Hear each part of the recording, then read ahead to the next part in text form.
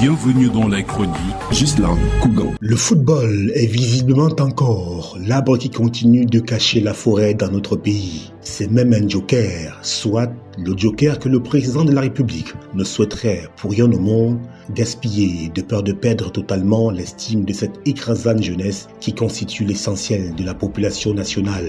Si jusqu'ici, la place ou mieux le rôle et l'importance du football dans l'ambiance peu reluisante que vit le Cameroun était relativisé par certains, le président Paul Biya vient d'en donner toute la pleine mesure et dissiper toute relativité dans son discours à la jeunesse le 11 février 2025. En ouvrant son adresse par le football pour saluer et féliciter le parcours des Lions indomptables ponctué par une qualification magistrale à la Coupe d'Afrique des Nations au Maroc, Paul Biya a voulu passer un message subliminal à la jeunesse comme pour leur dire « tout n'est pas perdu, il reste encore une jurette et un baromètre à partir desquels un avenir radieux est encore envisageable, bien plus possible ». Mais l'évocation du football à l'entame de son discours n'est aucunement gratuit, encore moins fortuit. Il est le fait d'une opération de séduction visant à démontrer que tout n'est pas noir au Cameroun, comme semble le clamer, et le plus souvent à l'unisson, dans une espèce d'alléluia, les débatteurs du dimanche et autres critiques.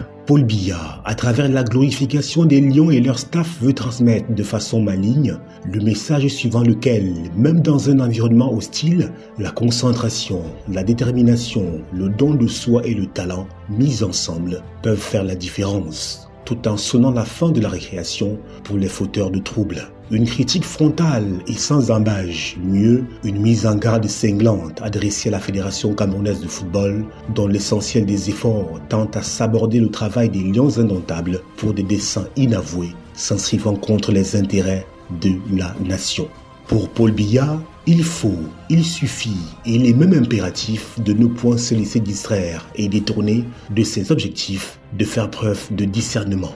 Des attitudes adoptées par Marbrice et ses poulains pour les résultats que nous connaissons et célébrons tous aujourd'hui, bien qu'il ne s'agisse que de la qualification à la CAN, c'est le procédé pédagogique qui importe. Et pour illustrer son propos, Paul Biya s'oppose en prophète, du moins celui de la victoire des Lions, en invitant à se souvenir de son discours du 11 février 2024 lorsqu'il prédisait une victoire future au lendemain de la désillusion subie lors de la campagne ivoirienne, soldée par une élimination précoce du Cameroun.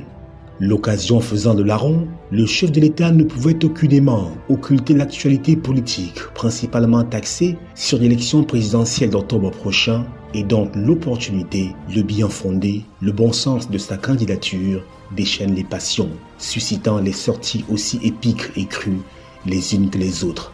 C'est ainsi que fort de sa prophétie avérée sur les Lions indomptables, il recommande aux jeunes, je cite, « Je vous demande de ne pas prêter l'oreille aux sirènes du chaos que font retentir certains irresponsables. Ne les laissez pas se servir de vous pour assouvir leurs desseins pernicieux, à savoir créer le désordre dans notre cher et beau pays. » Fin de citation, a exhorté le président tout en promettant de toujours tenir à l'endroit de ses jeunes compatriotes un langage de vérité. Un langage de vérité justement, car bien au parfum des discours de ses contradicteurs et candidats à l'élection présidentielle, le président prévient ses jeunes compatriotes, je cite, « Ne vous laissez pas non plus endormir par les promesses fallacieuses et pour la plupart irréalisables qu'ils essaient de vous vendre. » Fin de citation. Autrement, aucun autre candidat ne ferait mieux à sa place s'il était au pouvoir, tente de faire passer comme message le président Paul Biya. Mais que propose-t-il face au chômage massif des jeunes ? Eh bien, la poursuite des recrutements dans la fonction publique, tout en soulignant lui-même que le problème ne saurait être résolu totalement par cette unique voie, d'où l'incitation à l'auto-emploi et l'agriculture, la terre, comme toujours, et l'élevage constituent des domaines fortement encouragés. Au demeurant, Paul Biya, comme à l'accoutumée, comprend les peines de sa jeunesse, même si les choses ne bougent pas toujours dans le bon sens pour y remédier dans la pratique quotidienne. Ce qui ne l'empêche guère de renouveler son engagement et sa détermination à rester à leur côté. Encore. Voilà donc qui est clair. Rendez-vous en octobre prochain.